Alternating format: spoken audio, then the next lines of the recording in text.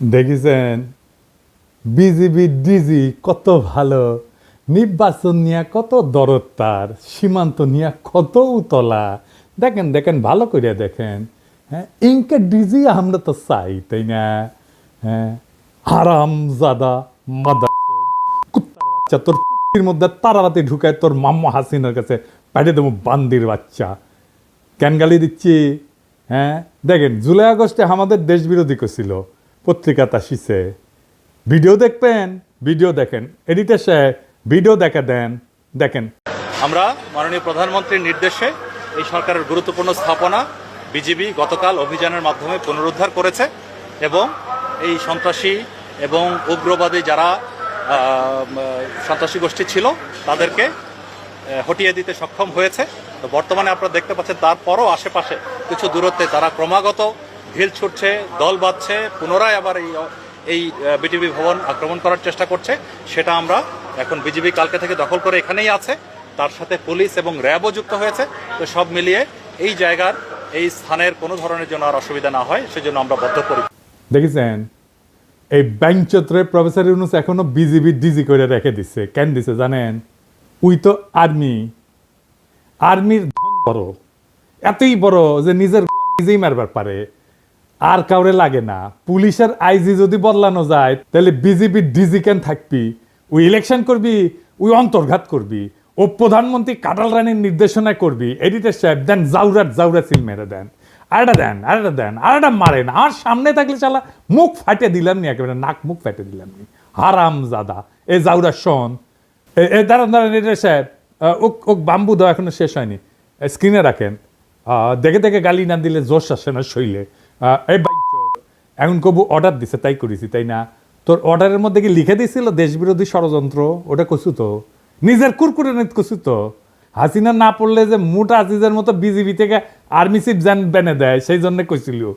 Colonel Redwan ছিল না BGB থেকে, সাবমেশিন গান দিয়ে গুলি করেছিল ছাত্র জনতার উপরে, সেটা তো ওর কমান্ডেই হয়েছে।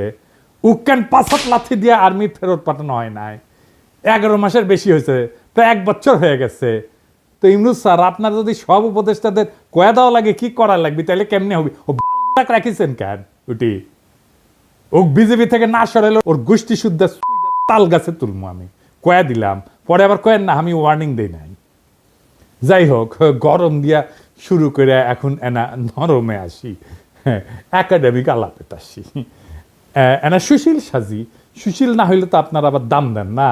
হ্যাঁ সাজমো, হ্যাঁ দিছে, পারমিশন দিছে। সবাই আসেন আজকাল আলাপে, আমাদের সুশীলদের রাষ্ট্র বুঝা নিয়ে আসেন, আমরা একটু আলাপ করি। হ্যাঁ, আল্লাহর নামে শুরু করি। বাংলাদেশে এক অদ্ভুত ব্যবস্থা, সবাই কোশিশ করেছে প্রাইম মিনিস্টারের ক্ষমতা কেমনে কমানো যায়। বিএনপি কইছে ব্যক্তি কিংবা প্রতিষ্ঠানকে অধিক ক্ষমতা দিলে যেমন ফাঁসিবাদ কায়েম হয়, তেমনি নির্বাচিত সরকার এবং সংসদকে ক্ষমতাহীন করলে রাষ্ট্র দুর্বল, ভঙ্গুর, অকার্যকর হয়। অতি মূল্যবান কথা কইছেন। কিন্তু আমি মাঝে মাঝে ভাবি কি জানেন, এই লোকগুলি একদিন ধরে রাজনীতি করেছে, আর কিছু করেন না, কিন্তু খালি রাজনীতি। এটা আর্গুমেন্ট তৈরি করতে পারে না। অনেকে কইবেন মির্জা ফখরুলকে আনার চাইতে কম বুঝে, বিএনপির এত নেতা কি কম বুঝে? আপনি সব বুঝে বসে আছেন, সব জানতা, আপনার চাইতে কি তাদের বুদ্ধি কম? সি আমার চেয়ে বুদ্ধি কেন কম হবে? ওনাদের বুদ্ধি বেশি, নলেজ বড় নলেজ। হ্যাঁ হ্যাঁ, জানেন না নলেজের বড় গল্প জানেন না? আচ্ছা শোনেন, হ্যাঁ, এটা শফিক রেহমান ভাই ওর জায়দা দিনে লিখেছিলেন। আসেন এবার বড় নলেজের গল্প শুনি। তো ঘটক গেছে মাইয়ার বাপের কাছে বিয়ার পয়গাম নিয়া। হ্যাঁ, তো বিয়ার কথা শুনে আমার ক্ষুদ্র ভ্রাতারা উৎসুক হয়ে উঠছে, কি না যিনি কয়। তো ঘটক কইছে পোলা ভালো, বংশও ভালো, চাকরি করে, দেখতে শুনতে ভালো, রুচিবান, শিক্ষিত। হ্যাঁ, তো মায়ের বাপ বলে সবই তো বুঝলাম, তো পোলার নলেজ কেঙ্কা? তো ঘটক একটু লাজুক মুখে কয় যে নলেজ বড়ই আছে, গোসল করার সময় তাই দেখেছি আমি, তাই উনাদের নলেজ বড় আছে, এত বড় নলেজ, কিন্তু আক্কেল কম। আমি যদি বিএনপি করলামই নি, তাহলে কইতাম বাংলাদেশ রাষ্ট্রে কার ক্ষমতা বেশি? রাষ্ট্রপতির? রাষ্ট্রপতির না, প্রাইম মিনিস্টারের? তাও না। তাহলে কার বেশি বুঝে ওরা, কার বেশি ক্ষমতা? বুঝে না। বাংলাদেশের সংবিধান অনুযায়ী আদালত, আইন, জুডিশিয়ারি হলো রাষ্ট্রের সবচেয়ে শক্তিশালী প্রতিষ্ঠান। এমনকি সংসদ জনগণের প্রতিনিধিত্বকারী সংস্থার চেয়ে বেশি ক্ষমতা দেওয়া হয়েছে এদেরকে। প্রাইম মিনিস্টারের ক্ষমতা কমানোর চেষ্টা করিচ্ছেন কে? উনি আদালতকে রেখে দিয়া, এটারে কয় বিভ্রম। হাসিনা জুডিশিয়ারির শক্তিরে খায়া ফেলেছিল, কিন্তু জুডিশিয়ারি যে সবচেয়ে ক্ষমতাবান, এটাই হলো বাংলাদেশের বিচার ব্যবস্থা, শাসন কাঠামো, রাষ্ট্রের সবচেয়ে বিপজ্জনক সংকট। আপনি পিএম রাষ্ট্রপতিরে সরাইতে পারেন, চৌধুরীকে সরাইল না খালেদা জিয়ার সংসদ। পিএমকে তো জিতে আসতে হয় সংসদে, ভোট কারচুপি কন, দামি কন, নৈশ কন, যাই হোক, একটা ভোট তো করে দেখাইতে হয় যে বইছে ভোট, তাই না? পাবলিকের কাছে যাইতে হয় তো, 5 বছর পরে ক্ষমতা ছাড়তে হয় তো, অন্তত নিয়ম আছে কাগজে কলম হইলেও। কিন্তু আপনি তো বিচারপতি অপসারণ করতে পারবেন না। পারবেন না তা না, পারবেন, কিন্তু সেটা সুপ্রিম জুডিশিয়াল কাউন্সিলের মাধ্যমে। মানে বুঝেছেন তো, 3 জন বিচারপতি দিয়া সুপ্রিম জুডিশিয়াল কাউন্সিল, আমরা আর মামুরা, ওরা যদি মনে করে বিচারপতি ভুল করেছে তাইলে শাস্তি হবে, আর যদি মনে করে বিচারপতির চরিত্র ফুলের মতো পবিত্র তাইলে কিছু হবে না। হ্যাঁ, বিষয়টা না বুঝে দেখি, কারণ এটা গুরুত্বপূর্ণ। তো বিচারপতি বাংলাদেশে অপারেশনের একটা ব্যবস্থা আছে, নাম হচ্ছে সুপ্রিম জুডিশিয়াল কাউন্সিল। দেখে মনে হয় খুবই গুরুতর ভারসাম্যপূর্ণ একটা প্রক্রিয়া, হ্যাঁ, কিন্তু এটা খেয়াল করেন এই সুপ্রিম জুডিশিয়াল কাউন্সিল কাদের নিয়ে তৈরি? প্রধান বিচারপতি আরো 2 বিচারপতি, মানে বিচারকের বিচার করবে বিচারকই, বন্ধু বিচার করবে বন্ধুর। যেন ধরা পড়া চোরের বিচার করতেছে চোরের মামা, এটা কি আপনি ন্যায় বিচার বলবেন? এই যে তত্ত্বাবধায়ক সরকারের আইন ছিল না, এটা কিন্তু সংসদ বানাইছিল, জনগণের প্রতিনিধিরা বানাইছিল, সেটা আদালত বাতিল করে দিল। তার মানে জনগণের প্রতিনিধি আইন বানাবে, সেটা চাইলে অনির্বাচিত আদালত বাতিল করে দিতে পারবে, যে আদালত কোথাও কারো কাছে জবাবদিহি করে না। তো এখন আপনি প্রশ্ন তুলতে পারেন, আপনি তো কন দাদা যে জুডিশিয়ারি, আইন এবং নির্বাহী, এটার একটা ব্যালেন্স থাকতে হবে, কন না? একজনকে সেকেন্ড ব্যালেন্স করতে হবে, কন না? তো তাহলে জুডিশিয়ারি যদি এটা নাই পারে, তাহলে ব্যালেন্স থাকবে কিভাবে? গুরুতর প্রশ্ন। আসেন আর একটু বুঝে দেখি। তত্ত্বাবধায়ক সরকার আইনটা সংসদ পাশ করেছিল, মানে জনগণের প্রতিনিধিরা এটা আইন করেছে, কিন্তু আদালত সেটাকে বেআইনি ঘোষণা করে বাতিল করে দিল। এই প্রক্রিয়া আদালত নিজেই হয়ে ওঠে সর্বোচ্চ ক্ষমতাধর, অথচ সে আদালত সরাসরি জনগণের কাছে জবাবদিহি করে না। এখানে একটা গণতান্ত্রিক দ্বন্দ্ব সৃষ্টি হয়, সংসদ বনাম আদালত, কার হাতে তাহলে চূড়ান্ত কর্তৃত্ব? এতে গুরুত্বপূর্ণ একটা রাষ্ট্রীয় প্রশ্ন, দার্শনিক প্রশ্ন, রাষ্ট্রনৈতিক প্রশ্ন। ধরেন ইসলামে, এটা একটু বোঝার জন্য যে আসলে কার হাতে চূড়ান্ত ক্ষমতা, এটা বোঝার জন্য আমি একটু ইসলামী ধারণার একটা ব্যাখ্যা নিয়ে আসি। ধরেন ইসলামে আপনি আল্লাহ তাআলার কোনো শরীক কল্পনা করতে পারবেন না, আল্লাহ ছাড়া কোনো উপাস্য নাই, লা ইলাহা ইল্লাল্লাহু মুহাম্মাদুর রাসূলুল্লাহ, হযরত মুহাম্মদ সাল্লাল্লাহু আলাইহি ওয়াসাল্লাম তার প্রেরিত নবী, আল্লাহর কোনো শরীক নাই এবং হযরত মুহাম্মদ উনার প্রেরিত নবী। এই ফান্ডামেন্টালটা না মানলে আপনি মুসলমান না। আপনাকে ইসলামের দরজা অতিক্রম করার সময় এই কলেমা উচ্চারণ করতে হবে। ঠিক সেইভাবে রাষ্ট্রের বেসিক ধারণা হচ্ছে জনগণ রাষ্ট্রের মালিক, এইটা আগে আপনাকে বুঝতে হবে। তার ক্ষমতা সার্বভৌম, গণ অভিপ্রায়, জনগণের আকাঙ্ক্ষা, এটা সর্বোচ্চ আইন। গণতন্ত্রে আইন বানানোর অধিকার কেবলমাত্র নির্বাচিত প্রতিনিধিদের। আইন প্রণয়নের সাংবিধানিক ক্ষমতা সংসদের হাতে, কারণ তারা জনগণের সরাসরি ভোটে নির্বাচিত, তারাই জনগণকে প্রতিনিধিত্ব করে, তারাই জনগণের ভয়েস। আর বিচার বিভাগ নির্বাচন প্রক্রিয়া অংশগ্রহণ করে না, তাই তারা প্রতিনিধিত্বশীল না। অপ্রতিনিধিত্বশীল আদালত কি প্রতিনিধিত্বশীল সংসদের সিদ্ধান্ত বাতিল করতে পারে? এটা গণতান্ত্রিক অসাম্য তৈরি করে। আদালতের এই ক্ষমতা মানে আইনসভা বা সংসদের আইনকে চ্যালেঞ্জ করার অধিকার সাংবিধানিক হইলেও সেটা একটা সীমা আছে। আদালতের কাজ হইল আইন সংবিধান বিরোধী কিনা সেটা যাচাই করা, এটাকে বলা হয় জুডিশিয়াল রিভিউ। কিন্তু আদালত সংবিধান নিজেই ব্যাখ্যা দিয়া এমনভাবে পরিবর্তন করতে থাকে যেটা জনগণের ইচ্ছা অভিপ্রায়ের বিরুদ্ধে যায়। তাইলে আদালত নিজেই একটা স্বৈর শাসন হয়ে ওঠে, জবাবদিহিতাবিহীন শাসক শ্রেণী হয়ে ওঠে, আনঅ্যাকাউন্টেবল রুলিং ক্লাস হয়ে ওঠে। আদালত তখন গণতন্ত্রের অভিভাবক না, বরং গণতন্ত্রের বাধা হয়ে ওঠে। বাংলাদেশে সেটাই হয়েছে। আদালতের ক্ষমতা সীমাহীন হইলে ব্যালেন্স অফ পাওয়ার ভেঙে পড়ে। যদি আদালত চায় তাহলে সংসদে যে কোনো আইন বাতিল করে দিতে পারে। তাহলে কে বেশি ক্ষমতাবান, সংসদ না আদালত? আদালত। আবার সংসদ আদালতের বিচারপতিকে অপসারণ করতে পারে না, বুঝছেন? তাহলে এখানে সেকেন্ড ব্যালেন্সের কোনো ব্যাকরণ তো কার্যকর থাকে না। অর্থাৎ আদালত নিজেই একটা অদৃশ্য স্বৈরতন্ত্রের রূপ ধারণ করে। তত্ত্বাবধায়ক সরকারের আইন কোন একটা দলের ইচ্ছার ফসল ছিল না, তো এটা সর্বদলীয় ঐক্যমতে রচিত হয়েছিল, জনগণের আস্থার ভিত্তিতে এটা প্রতিষ্ঠিত হয়েছিল। আদালত এটাকে শুধুমাত্র ব্যাখ্যার খেলা দিয়ে বাতিল করে দিল। তাহলে তো আইনের যে একটা গণতান্ত্রিক ভিত্তি আছে সেটাই প্রশ্নবিদ্ধ হয়ে পড়ে। তবে আদালতের তো একটা ভূমিকা থাকা জরুরি, কিন্তু কিন্তু সেটা সীমিত। সেটা কি আসেন আরেকটু বুঝে দেখি। আদালতের যদি এই ক্ষমতা না থাকে তাহলে তো ব্যালেন্স অফ পাওয়ার হবে কিভাবে, তাই না? এই প্রশ্ন তো সরাসরি চলে আসে। আদালতের কাজ হবে আইনের ভাষাগত নীতিগত ব্যাখ্যা এবং সাংবিধানিক সীমা নির্ধারণ করা, কিন্তু রাজনৈতিক সিদ্ধান্ত এবং প্রক্রিয়ায় হস্তক্ষেপ করে না। হাসিনার আদালত রাজনৈতিক সিদ্ধান্ত এবং প্রক্রিয়ায় হস্তক্ষেপ করছে। ভারসাম্য তখনই থাকে যখন আদালত, সরকার বা সংসদের অন্যায় রায় থামাইতে পারে, কিন্তু গণমতের চূড়ান্ত রূপ একটা আইন বাতিল করার ক্ষমতা সাবধানে এবং সীমিতভাবে প্রয়োগ করে। আদালত যদি এমন ক্ষমতা পায় যে জনগণের প্রতিনিধিরা যে আইন মানাবে তাই সে বাতিল করে দিতে পারে এবং সে নিজে কোনো জনগণের কাছে জবাবদিহিতা করবে না, তাহলে সে আদালত না, সে গণতন্ত্রের উপরে বসা এক নির্জীব অভিজাত শ্রেণীর নামমাত্র পোশাক। তত্ত্বাবধায়ক সরকারের আইনের অবলুপ্তি তাই শুধু একটা রায় না, এটা ছিল গণ ইচ্ছার বিরুদ্ধে আদালতের বিদ্রোহ। আর এই বিদ্রোহের পরিণতি আজ দেশের রাজনৈতিক দুর্ভিক্ষ, দেশের সমস্ত সংকট। এইবার আসেন সংস্কার নিয়ে আরো একটু গভীরে আলোচনা করি। প্রফেসর ইউনূসের সরকার নানা ধরনের সংস্কার করেছে। এই সংস্কার কারা করিচ্ছে, কিভাবে করিচ্ছে, এটা বুঝে কিনা সেটা একটু বুঝে দেখি। আজকের নতুন বাংলাদেশে সংস্কারের জন্য বিভিন্ন প্রস্তাব নিয়ে আলোচনা করা হইতেছে। আবার যাতে বিগত 15 বছরের ফ্যাসিবাদ, 72 বা 75 সালের ফ্যাসিবাদ বাকশাল বাংলাদেশে পুনরায় প্রতিষ্ঠিত হইতে না পারে, সেজন্য নানা পক্ষ নানা মত প্রস্তাব নিয়ে আলোচনা করতেছে। এটার জন্য প্রফেসর ইউনূস একটা ঐক্যমত কমিশন করেছেন।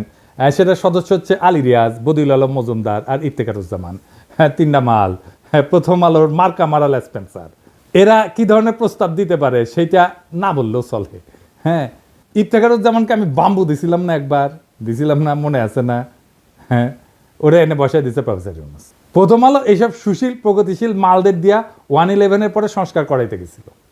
তখনকার ভারতের দালাল মঈনুদ্দিন ফখরুদ্দিন সরকার একই সুশীল প্রগতিশীলদের টোটকা প্রস্তাব দিয়া অধ্যাদেশ জারি কইরা বিভিন্ন সংস্কার করছিল, যার প্রত্যক্ষ পরিণতি হচ্ছে হাসিনার ফ্যাসিবাদ।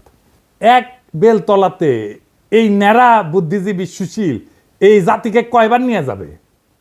74-এর বাকশালী সংবিধান, হাসিনার ফ্যাসিজম, এসব তো আসমান থেকে নেমে আসে নাই।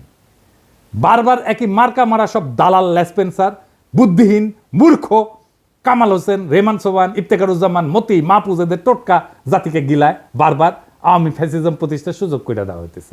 এবারও সে একই চক্রান্ত হইতেছে, আর জাতি সে সমস্ত খেয়াল না করে বসে বসে আঙুল চুষিচ্ছে।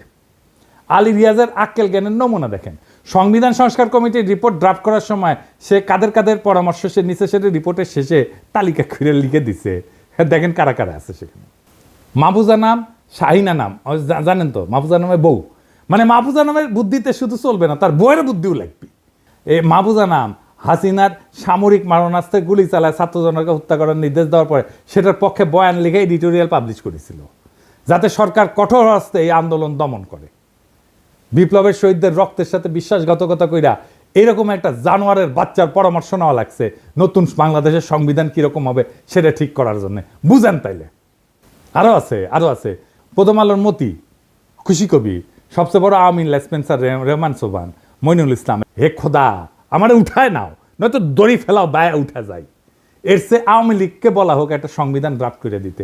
হুদাহিতে সংস্কারের বালসাল নাটক কইরা মানুষকে বোকা বানানোর দরকার কি? আর শহীদের রক্তের সাথে প্রহসন করার দরকার কি? রেহমান সোবহান, মাহফুজা নাম, খুশি কবির, মতিউর রহমান, মইনুল ইসলাম এরাই যদি নতুন বাংলাদেশের কারিগর হয়, তাহলে অমি পিয়াল, নিজুম মজুমদার, মুনতাসির মামুন, শাহরিয়ার কবির, এম আকাশ, রামেন্দ্র মজুমদার, পীযূষ বন্দ্যোপাধ্যায়, সুবর্ণা মোস্তফা এরা কি দোষ করলো? এডিটার সাহেব খারান, সুবর্ণা মোস্তফা ছবিটা না রাখেন।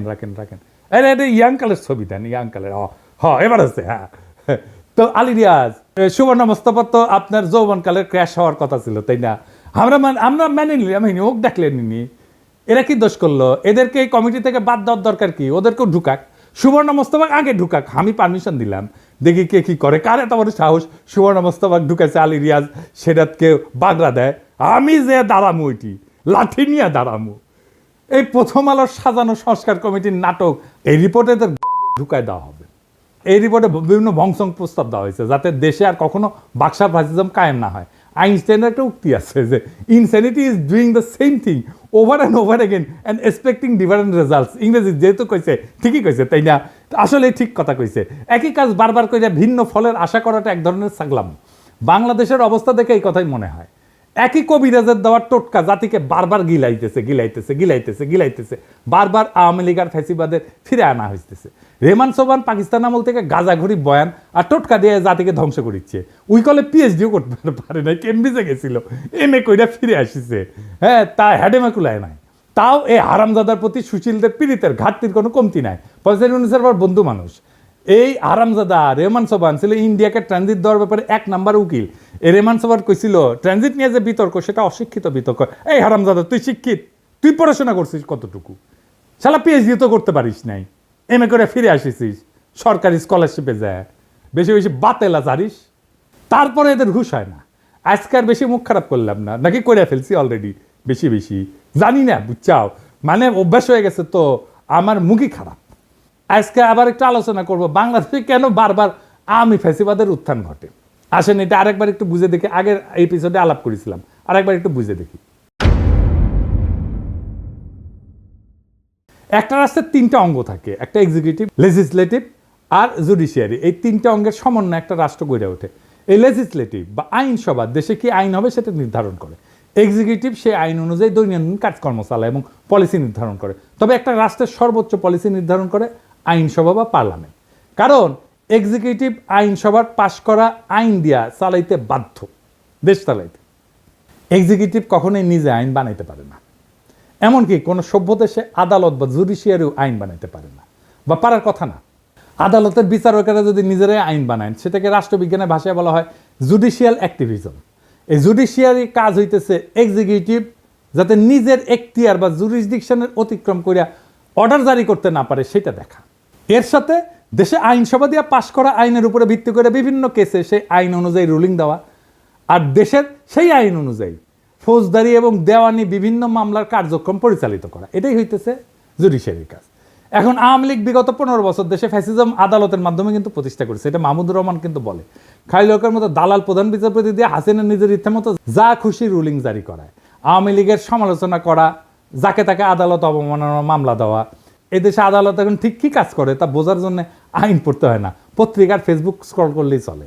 মানুষ ভাবে আদালত বিচার করে না, ভাই এই আদালত ইতিহাস লেখে, এই আদালত পোস্টার বানায়, কবিতা লেখে, স্লোগান বানায়, পাঠ্য বই সম্পাদনা করে, ক্রিকেট টিম নির্বাচনে মত দেয়, আদালত রুল দেয় 15ই আগস্ট হইবে শোক দিবস, 7ই মার্চ হইবে জাতীয় ঐতিহ্য, জয় বাংলা হইবে জাতীয় স্লোগান, স্বাধীনতার ঘোষক হইবে শেখ মুজিব।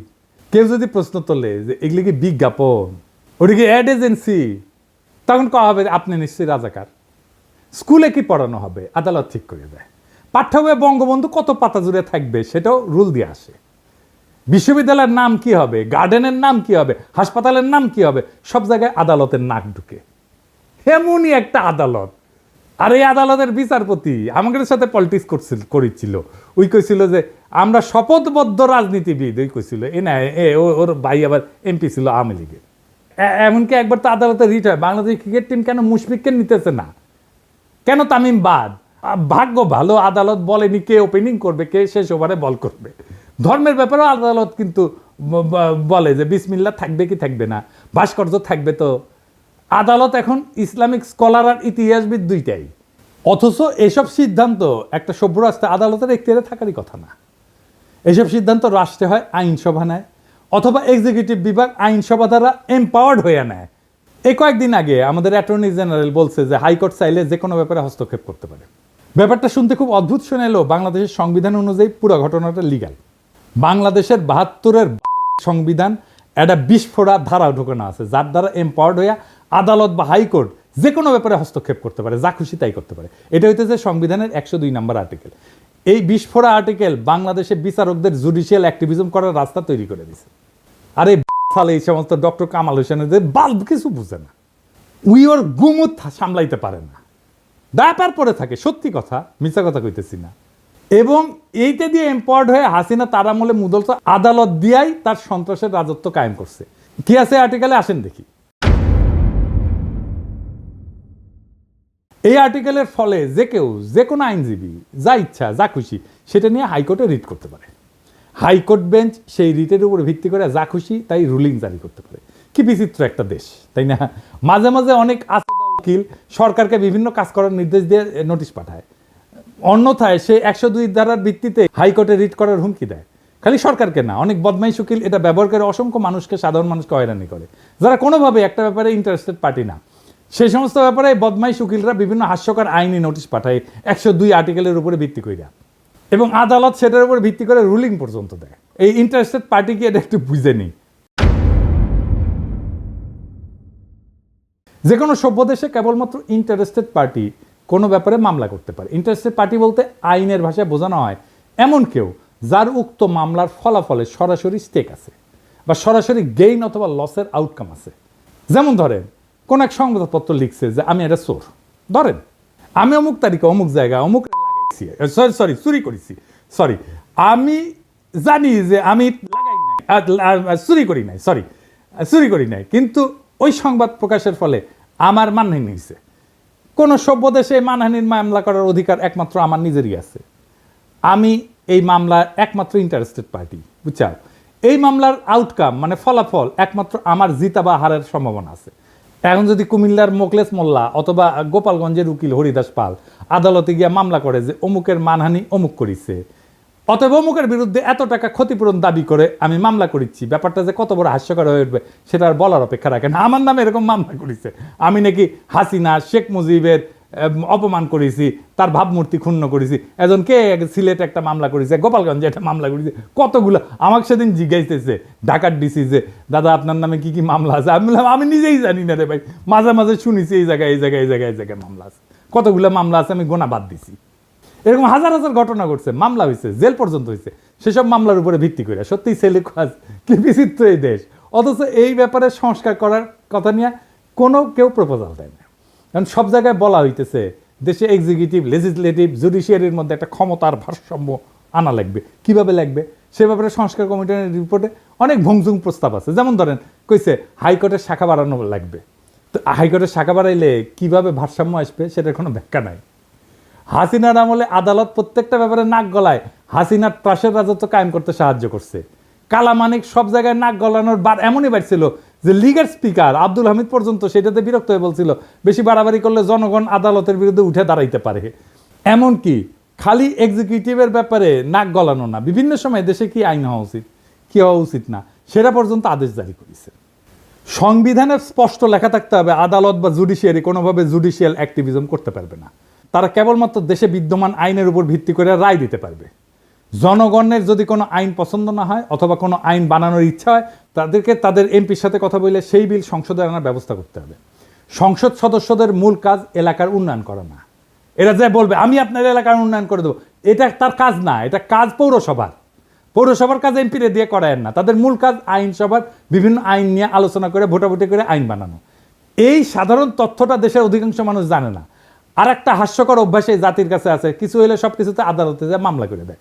যেমন বিপ্লবের পরে আওয়ামী লীগকে নিষিদ্ধ করা লাগবে, এটা নিয়েও আদালতে মামলা করতে গেছিল পোলাপাই, আদালতে রিট করে। অথচ একটা রাষ্ট্রে এই সিদ্ধান্ত নেওয়ার অধিকার সেই রাষ্ট্রের আইনসভার, যারা ওই দলকে নিষিদ্ধ করে আইন করতে পারে অথবা সংবিধানে ওই দলকে নিষিদ্ধ করে দিতে পারে। যেমন জার্মানিতে নাজি পার্টি, ওদের আইনসভায় পাশ হওয়া নাজিদের নিয়ে করা স্পেসিফিক আইন দিয়ে নিষিদ্ধ। ইতালিতে ফ্যাসিস্ট পার্টি একদম সাংবিধানিকভাবে উল্লেখ করে নিষিদ্ধ করা হয়েছে। এইখানে আদালতে গিয়া মামলা কইরা তাদেরকে টেনে আনা এই আশায় যে তারা রায় দিবে অমুক দল নিষিদ্ধ, এটা চূড়ান্ত নির্বুদ্ধিতা। কোনো আদালত দেশের আইনসভার বা এক্সিকিউটিভের কাজ করতে পারে না। আজব চিন্তা ভাবনা সবার। এটা গেল জুডিশিয়ারির ব্যাপারে কথা। এখন আসি এক্সিকিউটিভ আর লেজিসলেটিভ মানে আইনসভার মধ্যে ব্যালেন্স অফ পাওয়ার নিয়ে। বাংলাদেশে বারবার ফ্যাসিজম তৈরি হয় কারণ দেশের সংবিধানে পার্লামেন্টারি শাসন ব্যবস্থা। এখানে আইনসভার নিয়ন্ত্রণে যেই মানুষ আর পার্টি, সে একই মানুষ আর পার্টি নির্বাচনের মাধ্যমে একবার দেশের এক্সিকিউটিভ ব্যবস্থার কর্ণধারার সর্বেসর্বা হয়ে ওঠে। যদি এক্সিকিউটিভ আর লেজিসলেটিভ, নির্বাহী এবং আইন একই মানুষের অধীনে থাকে তাহলে এটি ফ্যাসিজম। এই পার্লামেন্টারি ব্যবস্থা পৃথিবীর যে সমস্ত দেশে অ্যাপ্লাই করা হয়েছে সেখানে অসংখ্যবার ভয়ঙ্কর রকমেরভাবে ব্যাকফায়ার করছে। কোথায় কোথায় করছে শুনবেন? ইউরোপেই এটা ডিজাস্টার করছে। প্রথম বিশ্বযুদ্ধের পর যখন ইউরোপে বিভিন্ন দেশে এই যে রাজতন্ত্রের পতন হয়, রিপাবলিক হয়। যেখানেই এই ব্যবস্থা সংবিধানে ঢুকানো হয়েছে সেখানেই ভয়ঙ্করভাবে ফ্যাসিজমের উত্থান হয়েছে। আমি একটা আলোচনায় করছিলাম, পার্লামেন্টারি ব্যবস্থা সেখানেই কাজ করে যেখানে একজন রাজা আছে, কিং আছে। জার্মানি, ইতালি, স্পেন সব জায়গায় পার্লামেন্টারি ব্যবস্থা ডিজাস্টার হয়েছে। দ্বিতীয় বিশ্বযুদ্ধে বেদম মার খাওয়ার পরে এরা শান্ত আছে, তাও আমেরিকান সৈন্য গ্যারিসন থাকার কারণে। তৎকালীন ইস্টার্ন ইউরোপেও এই পার্লামেন্টারি ব্যবস্থা হাঙ্গেরি, রোমানিয়ার ডিজাস্টার করছে। ফ্রান্সে যতদিন পার্লামেন্টারি ব্যবস্থা ছিল ততদিন ফ্রান্সে ততই বছর অবস্থা ছিল, টালমাটাল অবস্থা ছিল। ফ্রান্সের থার্ড রিপাবলিক মানে 1870 থেকে 1940 পর্যন্ত, এই 70 বছরে কয়বার সরকার বদল হয়েছে জানেন? শুনবেন, 101 বার। গড়ে 8 মাসে একটা নতুন সরকার আসতো। এরপর ফ্রান্সের চতুর্থ রিপাবলিক 1946 থেকে 1958, এই 12 বছরে কয়টা সরকার আসছে জানেন? 21টা সরকার আসছে। এই অরাজকতার ফলে বিভিন্ন কারণে 1958 সালে চার্লস দ্য গল ফ্রান্সের নতুন সংবিধান রচনা করে এবং ফ্রান্সে প্রেসিডেন্সিয়াল সরকার ব্যবস্থা রূপান্তরিত হয়। এখন কিন্তু এটা পঞ্চম ফ্রেঞ্চ রিপাবলিক। একটা রাষ্ট্রে যদি এক্সিকিউটিভ আর আইনসভা একই নির্বাচন দিয়ে নির্বাচিত হয় তাহলে সেটা ইউরোপে যেখানে ইনস্টিটিউশন অনেক স্ট্রং সেখানেই ভয়াবহ ডিজাস্টার করে। বাংলাদেশের মতো তৃতীয় বিশ্বের দেশ তো একটা ডিজাস্টার করবেই, এটাই স্বাভাবিক। আপনারা বসে বসে চায় চায় দেখবেন আলী রিয়াজরা যে করতেছে, দেখবেন 20 বছর পরে কি হয়। তখন আলী রিয়াজ দেখেন কি বলে, এটা একদম ডিজাস্টার করবে। ওরা বেশি বুঝে এই সমস্ত গুলোকে টেনে। এরা রাষ্ট্র বোঝে না, রিপাবলিক বোঝে না, কিচ্ছু বোঝে না। আলী রিয়াজও বুঝে না, মনে করে ভাব দেখায় বুঝে, কিছুই বুঝে না। আচ্ছা দেখেন, আপনারা তো জানেন আমার তো কিছু সামান্য হইলে একটু ধারণা আছে, তাই না? আমার সাথে আলাপ করেছে, করেনি, আলাপ করবে না আমার সাথে, কারণ জানে আমার সাথে আলাপ করতে আসলে 5 মিনিট টিকবে না এগুলো। এই কারণে বাংলাদেশের নতুন সংবিধানে এক্সিকিউটিভ নির্বাচন আলাদাভাবে হইতে হবে। দেশে এক্সিকিউটিভদের প্রধান হচ্ছে রাষ্ট্রপতি। রাষ্ট্রপতি নিজেই সরাসরি জনগণের ভোটে নির্বাচিত হয়ে আসবে। রাষ্ট্রপতি নিজেই এক্সিকিউটিভ, ডে টু ডে প্রশাসন আর পলিসি নির্ধারণ করবে। এর জন্য উনি একটা ক্যাবিনেট নিয়োগ দেবে বিভিন্ন এক্সিকিউটিভ ডিপার্টমেন্ট চালানোর জন্য। সব সিদ্ধান্ত রাষ্ট্রপতি নিজেই নেবে, কোনো প্রধানমন্ত্রী থাকবে না। রাষ্ট্রপতির মেয়াদ 4 বছর বা 5 বছর হবে, কিন্তু এক্সিকিউটিভ হিসেবে রাষ্ট্রপতি কোনো আইন বানাইতে পারবে না এবং উনার সমস্ত অর্ডার সিদ্ধান্ত বিদ্যমান আইনের মধ্যে থাকতে হবে। রাষ্ট্রপতি কোনো অধ্যাদেশ জারি করে আইনসভার কাজ নিজে করতে পারবে না। রাষ্ট্রপতি খালি দেশে বিদ্যমান আইনের বাস্তবায়ন করে একটা এক্সিকিউটিভ কাজ চালাইতে পারবে। দেশে কোনো আইনের দরকার হলে, আইন বাতিল করতে হলে আইনসভার মিটিং ডাকতে হবে এবং সেখানে কেবলমাত্র আইনসভার সদস্যরা ভোট দিয়া কোনো সিদ্ধান্তে আসবে। এই সংসদের সদস্যরা সম্পূর্ণ আলাদা নির্বাচনে আলাদাভাবে জনগণের সরাসরি ভোটে নির্বাচিত হবে। দেশে যখন এক্সিকিউটিভ আর লেজিসলেটিভ মানে নির্বাহী এবং আইন এইভাবে সম্পূর্ণ সেপারেট হয়ে যাবে, তখন কেবল দেশে ফ্যাসিজমের উত্থান ঠেকানো যাবে। দেশের বাজেট আইনসভা পাশ করবে এবং পার্লামেন্ট রাষ্ট্রপতিকে যেই বাজেট দিবে, রাষ্ট্রপতি সেই বাজেট দিয়ে ওই অর্থ বছরের ব্যয়ভার বহন করবে। এখন সরকার বা এক্সিকিউটিভ চাইলে বা প্রাইম মিনিস্টার চাইলে যে কোনো মানুষের উপরে চাপাই দিতে পারে কর, কারণ এক্সিকিউটিভ আর আইনসভা একই জিনিস। তো রাষ্ট্রের 2টা বিভাগ যদি একই হয় তাহলে এটাই তো ফ্যাসিজম আর স্বৈরাচার। এই সমস্ত সুশীলদের মাথায় ঢুকিচ্ছে না, আমি এটা বুঝি না। প্রেসিডেন্সিয়াল ব্যবস্থাতে রাষ্ট্রপতি চাইলেই কর বাড়াইতে বা কমাইতে পারবে না এবং ক্ষমতা সম্পূর্ণভাবে আইনসভার উপরে ন্যস্ত থাকবে। কিন্তু প্রাইম মিনিস্টার হাসিনা পারে। আইনসভার কাজ হবে আইন নিয়ে। রাষ্ট্রপতির মেয়াদের মাঝখানে আইনসভার একটা নির্বাচন থাকা লাগবে, মিড টার্মের মতো, যাতে জনগণ তাদের মতামত প্রকাশ করতে পারে রাষ্ট্রপতির টার্মের মাঝখানে। এই জন্যেই আইনসভার একটা সদস্যের মেয়াদ হবে 2 থেকে 2.5 বছরের মতো। সংবিধানে কোনো 70 অনুচ্ছেদ থাকবে না, কারণ যেহেতু রাষ্ট্রপতি আলাদাভাবে নির্বাচিত এবং মেয়াদ নির্দিষ্ট, আইনসভায় দল বদল কইরা অথবা দলের বিপক্ষে ভোট দিয়া সরকার ফেলায় দেওয়ার কোনো প্রশ্নই আসতেছে না। প্রত্যেকটা সদস্য নিজের বিচার বুদ্ধির উপরে ভিত্তি কইরা কোনো বিলে ভোট দিবে। রাষ্ট্রপতি যদি নিজের ইমেজ আর যোগ্যতায় একবার নির্বাচিত হয়ে আসে এবং তাহলে রাষ্ট্রের এক পক্ষের আর এক পক্ষের পাঁচ আটার কোনো প্রশ্নই ওঠে না। সুপ্পু যেরকম হাসিনা কদমবুসি করতো সেটা আর হবে না। গত 3 মাস ধরে মাননীয় প্রধানমন্ত্রীকে সালাম করতে গেলে উনি আমার সালাম নিতেন না।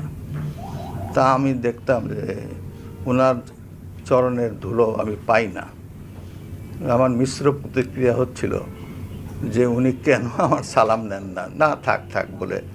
এটাই বিএনপি আর জিয়াউর রহমানের আসল অরিজিনাল ভিশন। জিয়াউর রহমান আলাদাভাবে রাষ্ট্রপতি নির্বাচনে ওসমানীকে হারায় নির্বাচিত হয়েছিলেন।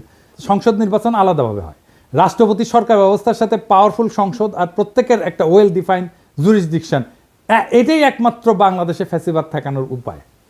আলী রিয়াজ যে টোটকা দিছে যে সংসদ নেতা আর প্রধানমন্ত্রী আলাদা ব্যক্তি হবে, এটা একটা সলিউশন। আমি এটা নিয়ে এপিসোড করেছি না? এর ফলে কি হবে? এর ফলে হাসিনা প্রধানমন্ত্রী হয়ে সুপ্পু মার্কা কাউকে সংসদের প্রধান বানাবে। এইসব প্রথম আলোর সুশীল প্রগতিশীলদের হাতুড়ে চিকিৎসা নিতে নিতে এই জাতি আর দেশ মরণ প্রায়। এটা যে কোনো মহল্লে বন্ধ করতে হবে। রাষ্ট্রপতি শাসিত সরকার ব্যবস্থা, যেখানে রাষ্ট্রপতি খালি সংসদে পাশ করা আইন আর বাজেটের উপর ভিত্তি করে অর্ডার জারি করতে পারবে, যেখানে কোনো জুডিশিয়াল অ্যাক্টিভিজম থাকবে না, একমাত্র এটাই হইতে পারে বাংলাদেশকে চিরতরে ফ্যাসিবাদ থেকে মুক্ত করতে। আজ আমরা ইতিহাসের এমন এক সন্ধিক্ষণে দাঁড়ায় আছি যেখানে আর একটা বার ভুল মানেই গোটা ভবিষ্যৎ হারানোর সামিল। আমরা আর সময় দিতে পারি না সেই সব তথাকথিত সংস্কারকদেরকে, যারা শতবার ব্যর্থ হয়েছে তবু আবার তাদের সেই পুরানো ফর্মুলা চাপাই দিতে চায়। না, এবার আর হবে না। এই দেশের জনগণ এখন জানে গণতন্ত্র মানে পোস্টারে লেখা কথা না, জনগণের হাতে থাকা আইনের মালিকানা। জনগণ এখন বুঝে গেছে বিচার ব্যবস্থা যখন ফ্যাসিবাদের হাতিয়ার হয়ে ওঠে তখন তার সংস্কার না, প্রয়োজন হয় রূপান্তরের। আমরা চাই না আর একটা হাসিনা, আর একটা বাকশাল, আর একটা মুজিব, আর একটা ৭২-এর ক্লোন রাষ্ট্র। আমরা চাই এমন এক নতুন শাসন ব্যবস্থা যেখানে আইনসভা, নির্বাহী এবং বিচার ব্যবস্থা পরস্পরকে নিয়ন্ত্রণ করবে। প্রভু না, হবে পর্যালোচক, যেখানে রাষ্ট্রপতি হবে জনগণের সরাসরি ভোটে নির্বাচিত এবং সংসদ হবে মুক্ত বিবেকের মঞ্চ, কোনো নেতার পদচুম্বনের জায়গা না। প্রিয় দেশবাসী, এটাই সেই সময় যখন ইতিহাস তৈরি হয়। প্রশ্ন একটাই, আপনি কি এই ইতিহাস গড়ে ওঠার অংশ হবেন, না এই জাতির আর একটা প্রতারণার সাক্ষী হয়ে থাকবেন?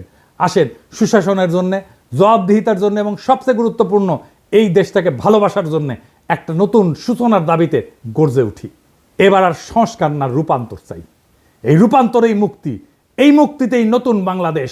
সেই নতুন বাংলাদেশকে আমাদের গড়ে তুলতে হবে, আনতে হবে সবাই মিলে আবার একসাথে। ইনকিলাব জিন্দাবাদ।